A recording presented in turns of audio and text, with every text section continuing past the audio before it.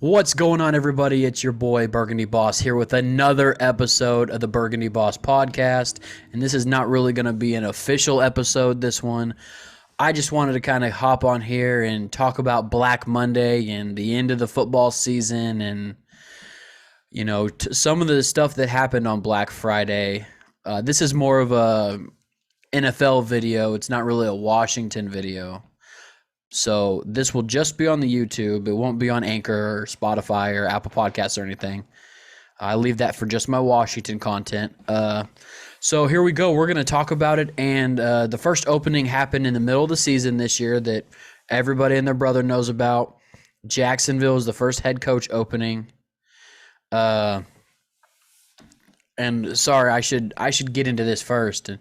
We're going to talk about head coaches and we're going to talk about general managers openings NFL wide in this one. And so with that, we'll get started.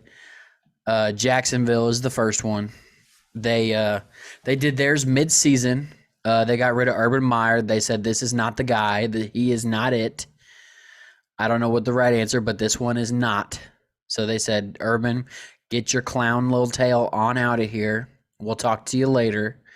And he got up on out of there, and then next thing you know, they run up and ruin the Colts season and destroy the Colts 26-11.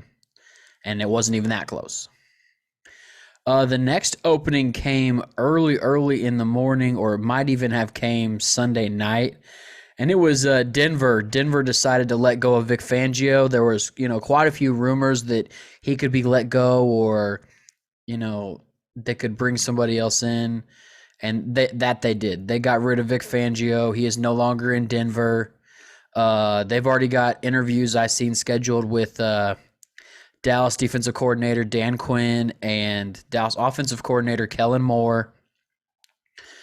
So that's definitely going to be a defensive hotspot, I think. But it's interesting because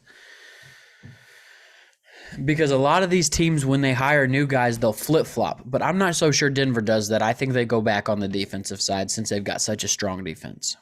The next openings we saw were Minnesota. Minnesota, probably late morning. They decided to clean shop. They said, you know what? We've been mediocre for the last 10 years. We're not going to be mediocre no more. We're either going to be bad or we're going to be good. They've been in the 500 club for quite some time. So they said, Rick Spielman, thanks for drafting Justin Jefferson and finding Adam Thielen, but you're done. And then they told Mike Zimmer, hey, thanks for your services, but they will no longer be needed here. And that was kind of that really didn't surprise a lot of people. That they've been talking about that for a couple of years now, that this is the final straw and they could be let go and all this other stuff. And then Chicago came out. They were letting go of both their head coach, Matt Nagy, and their GM, Ryan Pace. So they're both out. They have a need at both GM and head coach, just like Minnesota does. So NFC North is going to look pretty different next year, I think. Could be two, build from the bottom up type teams next year. The next team that had an opening, and I skipped one. I forgot one. The Raiders also had an in-season firing. It really wasn't a firing. He was stepped down because of the emails that came out about John Gruden and his negative character concerns. So that happened. And then I think the one that blew everybody out of the water was Miami getting rid of Brian Flores. This is a coach who, took you guys back from, a horrible record to start the year. I think they were like 1-7. And then he ended up winning like 8 of the last 9. And that team looked like they were playing for him. And since he's been fired, there's been quite a few players from that team. They've come out and they've, displayed their displeasure with the front office and the firing of Brian Flores, because he was a player's coach and they really liked playing for him. Kind of like Bill Belichick, everybody doesn't love him, but there's a large group of players that do love him and they play for him each and every Sunday.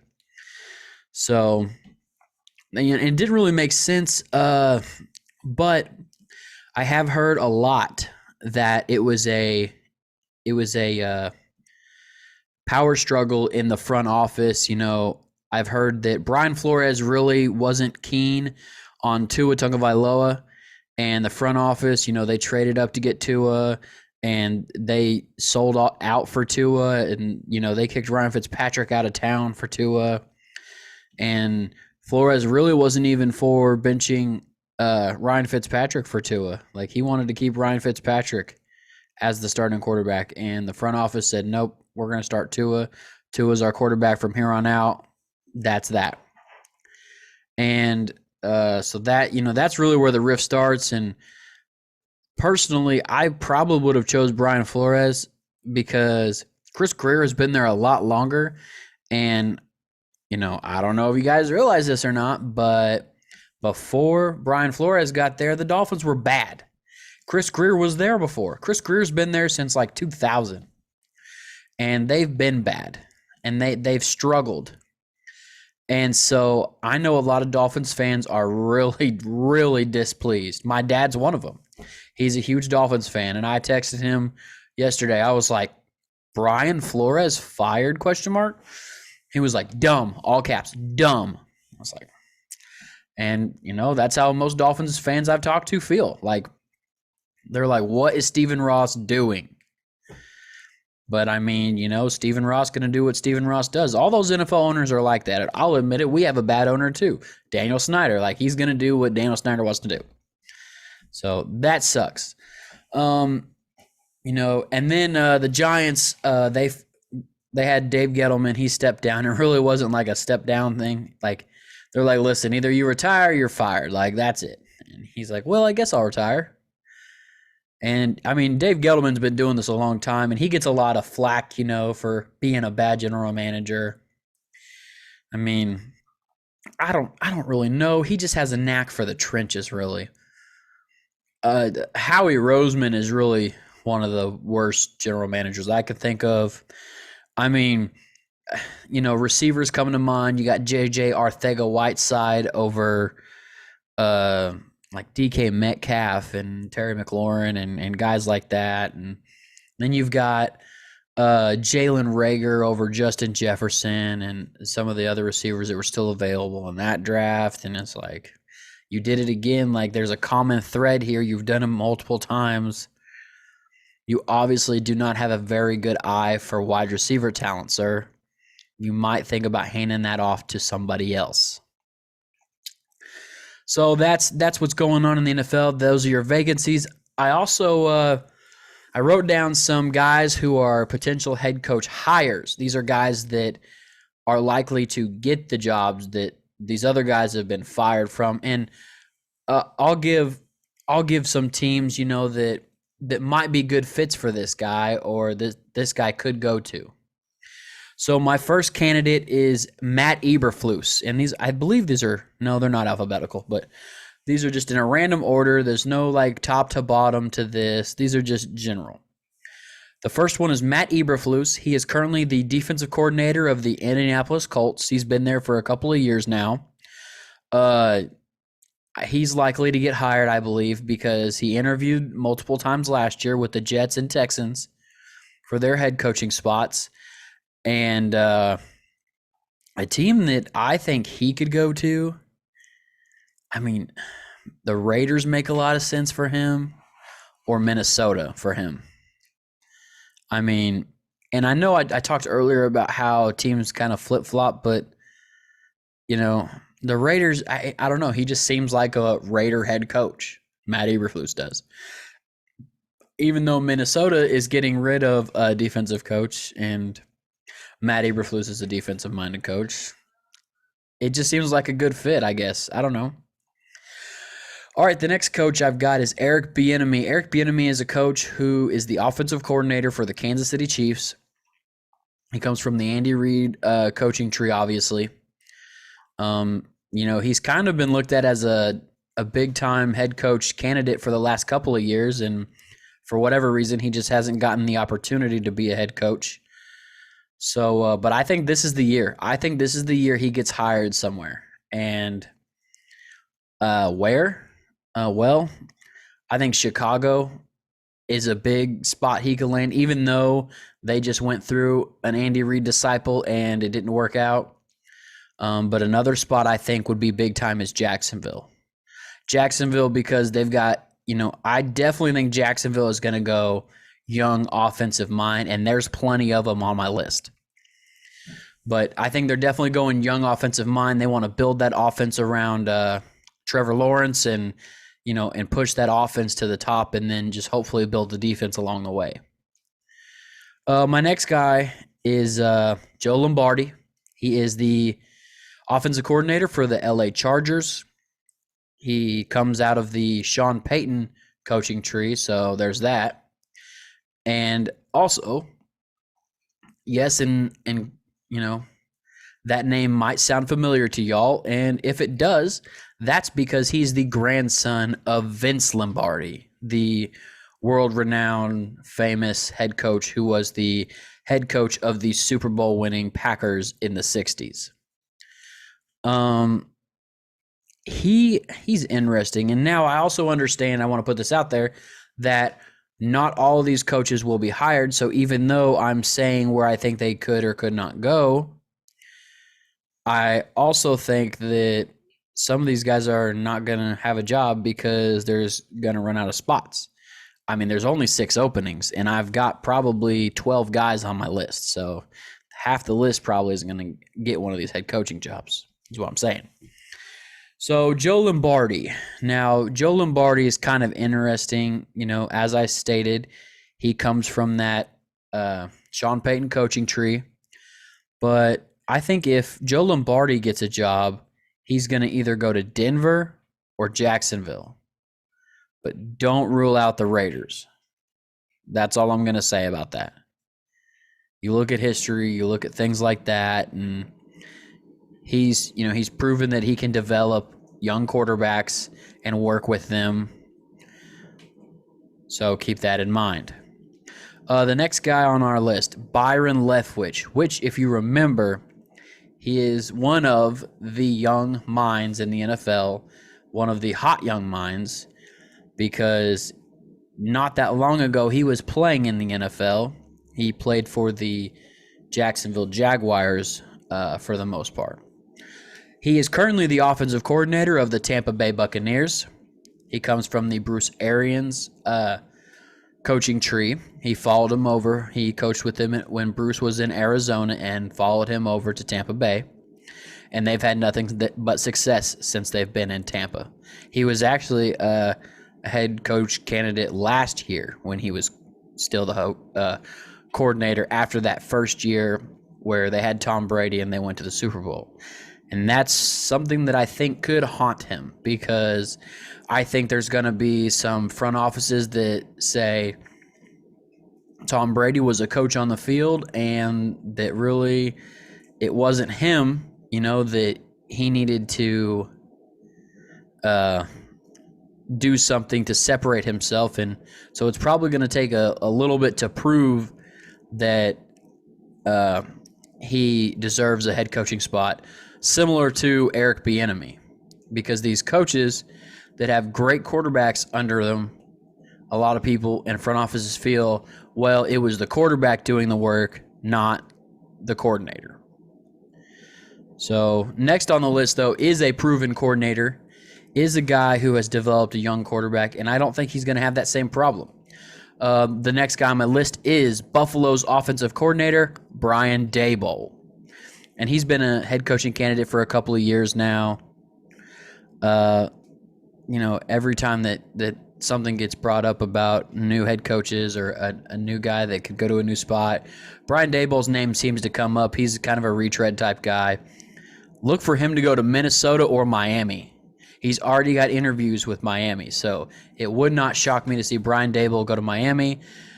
They want to bring somebody in there who can develop Tua, and Brian Daboll, and there's a couple others on my list too. Brian Daboll is one of those guys. That's, if you're counting this at home, that's 4 offensive coordinators in a row, and we've only had 1 defensive coordinator. So keep that in mind. The next guy on the list is Patrick Graham, which Patrick Graham is about the only good thing going for the New York Giants right now. So if he were to get hired as a head coach somewhere, one, it would not surprise me because he's a really good mind. Ironically, he was under Brian Flores when Flores took the job in Miami that first year. Patrick Graham was Brian Flores' defensive coordinator. Then he left and went to the Giants for whatever reason. Patrick Graham, he seems like a good fit for Denver or Chicago. I mean, I really just think those 2 teams are going to go with a defensive coach. So keep that in mind. The next guy, he's a guy who I've known for several years as a head coaching candidate. This guy used to be a quarterback coach here in Washington for us. And I really, and others also, wanted to keep him over, wanted to keep this guy over signing Scott Turner as the offensive coordinator here in Washington. But Ron chose to let this guy go because there was discussion. He let this guy go, and this guy went and joined Sean McVay in L.A., and he's the offensive coordinator for the L.A. Rams, Kevin O'Connell. Former quarterback. He's one of these young minds that we talk about who's never had a head coaching opportunity, or this was actually his first coordinator job. And a good spot for him, I think, is Jacksonville. And I just think Jacksonville is the perfect spot. Young offensive mind. And there's a couple other guys that I think are going to be perfect fits for Jacksonville too. So pay attention so you don't miss those. But Kevin O'Connell, he likes that a lot of under center play action, roll them out. That Sean McVay system that they use, that's a Sean McVay and Kevin O'Connell deal. And you got to think that wherever Kevin O'Connell goes, he is going to bring that offensive system with him. Next on my list is an offensive coordinator who transcended the NFL a couple of years ago, and he built an offense to support a mobile quarterback, and he took that from the team he was at in San Francisco, and then he got hired in Baltimore and has taken that offense and transformed it for another mobile quarterback. And the guy I'm talking about is Greg Roman. He's kind of one of those retread guys that you don't really. Sorry, that's my dog in the back. He's one of the transcendent guys that you don't really see. I mean, he's one of those guys that's a really good coordinator, but you're not sure he would be a really good head coach, or even a good head coach. He'd just be like, okay, like. Perfect example, Mike Zimmer, great defensive coordinator, awesome defensive coordinator. Is he a head coach? He's a meh head coach, Make your team 500, have a good defense for a few years until all the pieces aren't there and then they just fall apart. So that's Greg Roman. If he does get a job, I'm thinking Chicago or Denver. So there's that. Next guy on the list, one of those young minds. This guy's the offensive coordinator for the Dallas Cowboys, Kellen Moore. Kellen Moore kind of came in. He was an assistant for a couple of years, kind of learned the ropes. Got his stuff together, got the official title of offensive coordinator after they hired Mike McCarthy. And he has really, transformed Dak Prescott into an elite NFL quarterback, and I think he will find himself a job here pretty quick.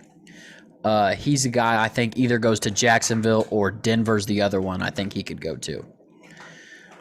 Next on my list, I kind of just wrote this guy down because why not, I guess. I don't really see him as a logical candidate, but he could.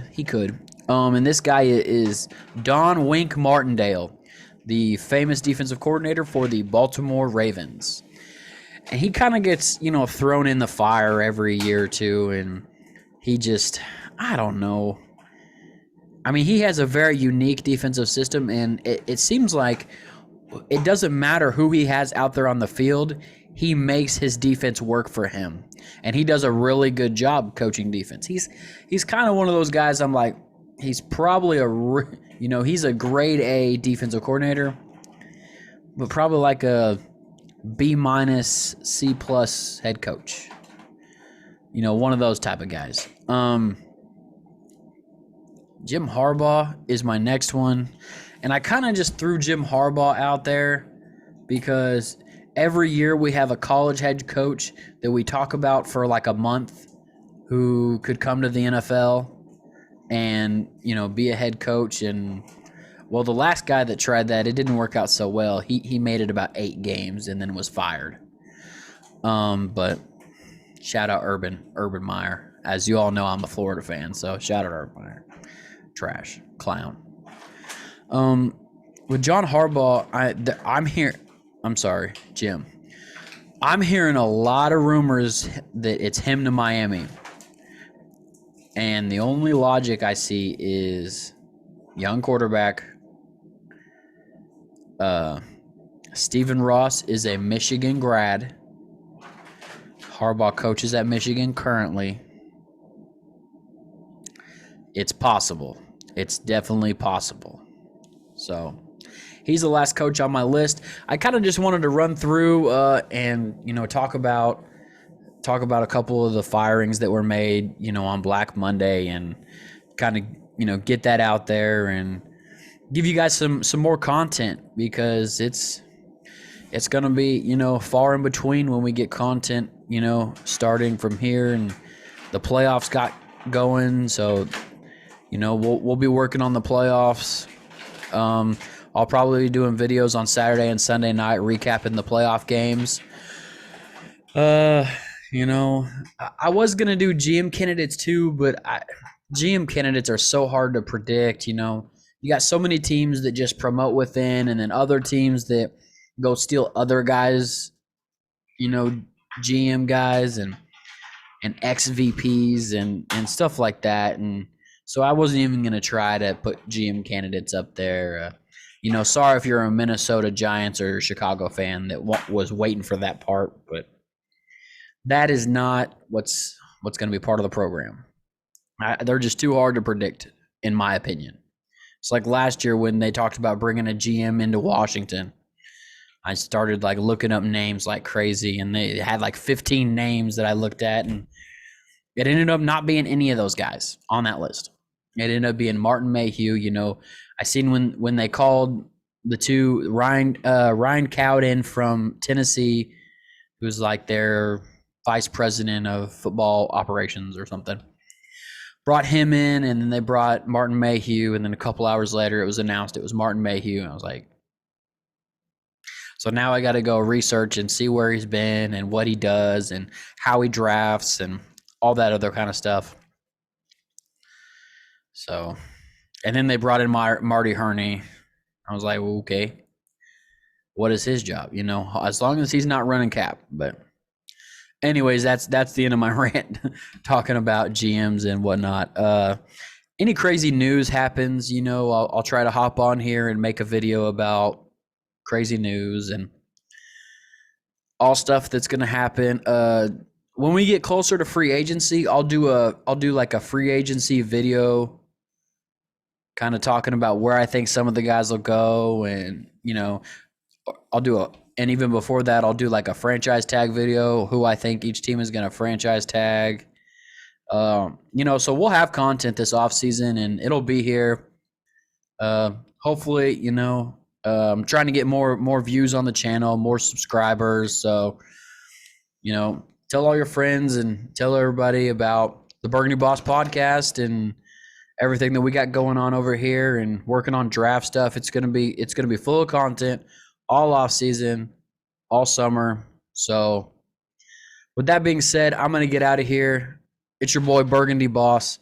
This has been another episode of the Burgandy Boss podcast. Don't forget, like the video, comment below, subscribe to the YouTube channel.